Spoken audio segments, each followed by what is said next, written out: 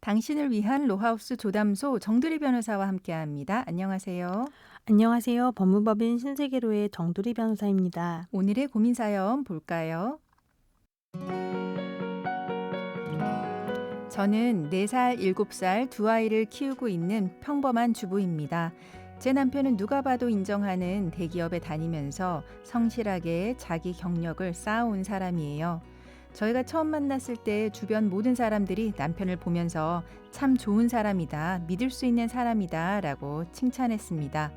저 역시 그렇게 생각해서 결혼을 결심했어요.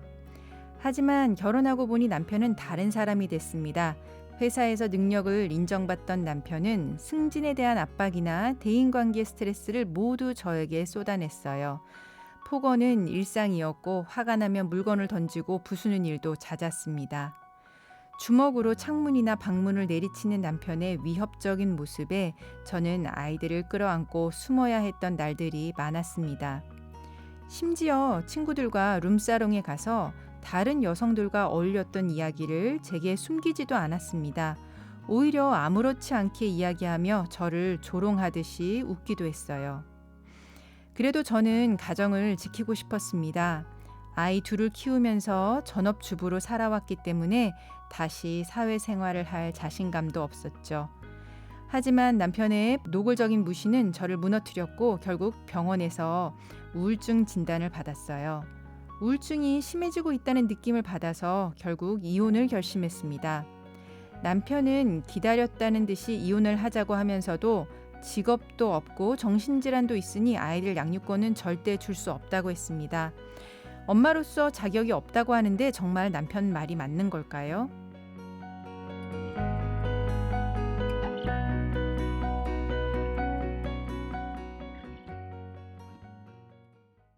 조인섭 변호사의 상담소 남편의 폭언과 폭력, 노골적인 무시 때문에 우울증이 왔고 결국 이혼을 결심하게 된 분의 사연이었습니다.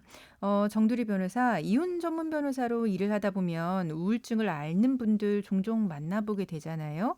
그런데 이게 숨겨야 하는 질환은 아니죠.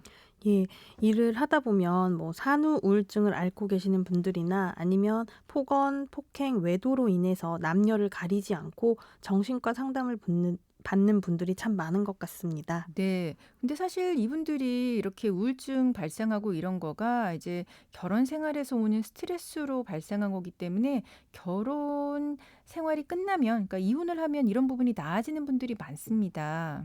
네.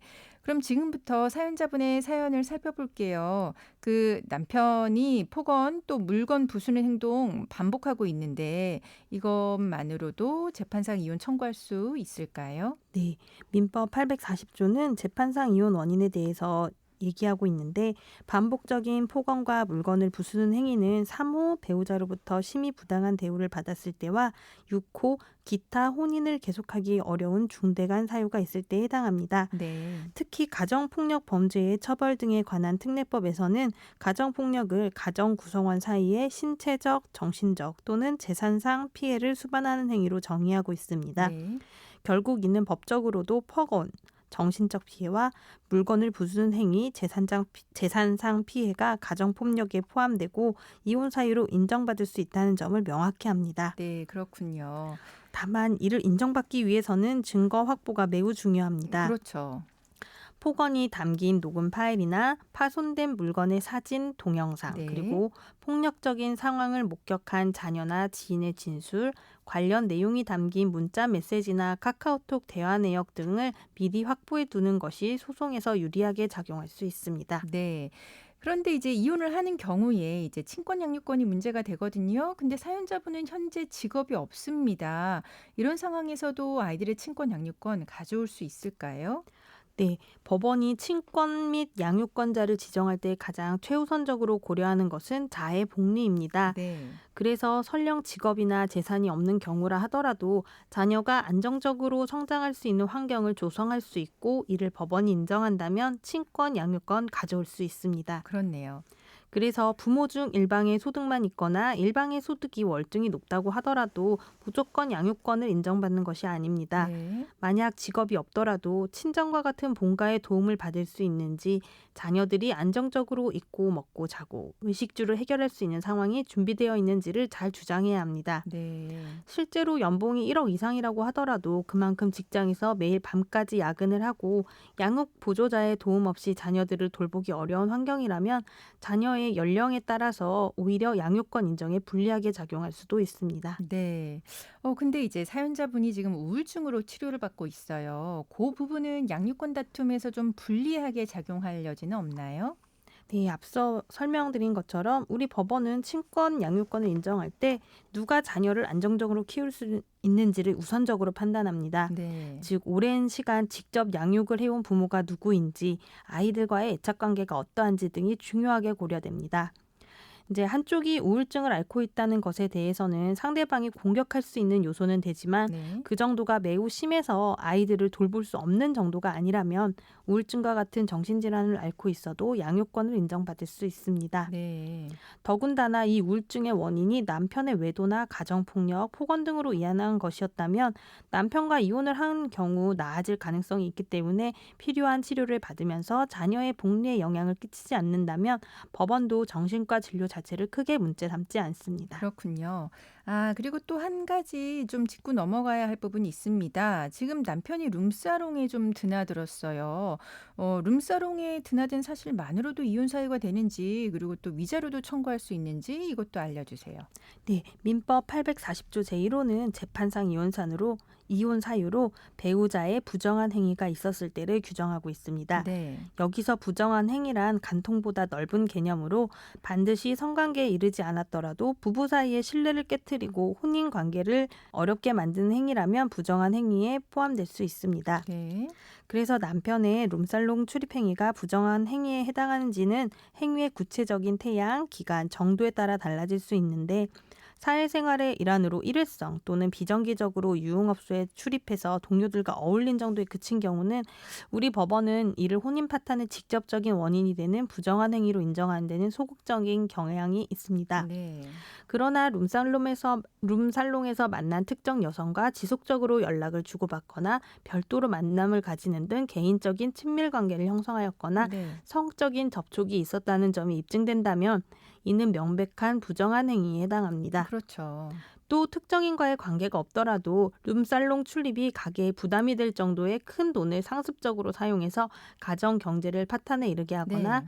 그로 인해 가정과 자녀를 소홀히 한 경우라면 민법 제840조 제6호 기타 혼인을 계속하기 어려운 중대한 사유에 해당하여 이혼 및 위자료 청구의 근거가 될 수 있습니다. 그렇네요. 따라서 승소를 위해서는 구체적인 행위 태양을 특정하고 이를 뒷받침할 수 있는 객관적인 증거를 확보하는 것이 중요합니다. 네, 그럼 지금까지 상담 내용을 정리해보자면 반복적인 폭언 그리고 물건 파손은 명백한 이혼 사유가 됩니다. 하지만 소송에서 이기려면 녹음 파일이나 사진 등 객관적인 증거를 반드시 확보하셔야 되는데요. 그리고 이렇게 이혼하는 경우에 친권 양육권과 관련해서 법원은 부모의 소득보다 아이의 안정적인 양육 환경을 최우선으로 봅니다. 그렇기 때문에 사연자분이 직업이 없다고 하더라도 아이를 잘 키울 수 있다라고 하는 점 입증하면 친권 양육권에서 불리하지 않습니다.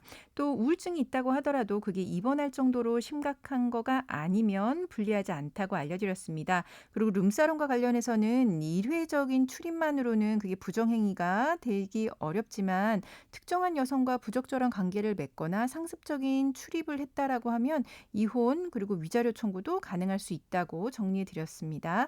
지금까지 법무법인 신세계로의 정두리 변호사와 함께했습니다. 네, 감사합니다.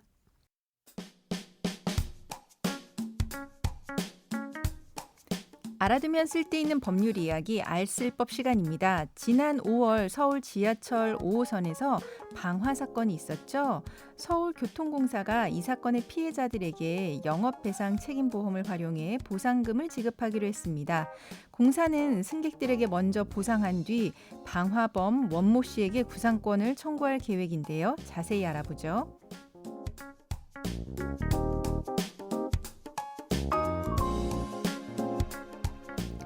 사건은 5월 31일 출근길 열차 안에서 일어났습니다.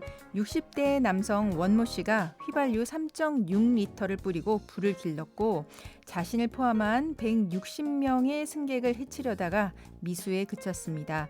이 과정에서 6명이 다쳤고 원 씨는 현재 구속 기소된 상태입니다. 서울교통공사는 현재 손해사정을 진행 중이고요. 손해사정 결과에 따라 보상 범위가 정해지고 보험금이 지급됩니다.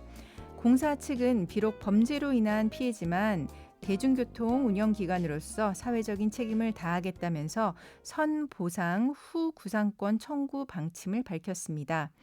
보상금 신청은 여의나루역 현장 접수, 온라인 유선 접수 등 다양한 방식으로 하실 수 있습니다.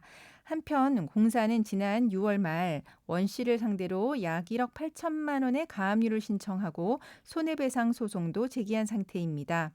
예상하지 못한 사고였지만 공공기관이 먼저 나서서 피해자를 돕겠다고 한 건 참으로 다행스러운 일입니다. 앞으로도 법과 제도가 피해자 곁에서 제대로 작동하길 기대해 봅니다.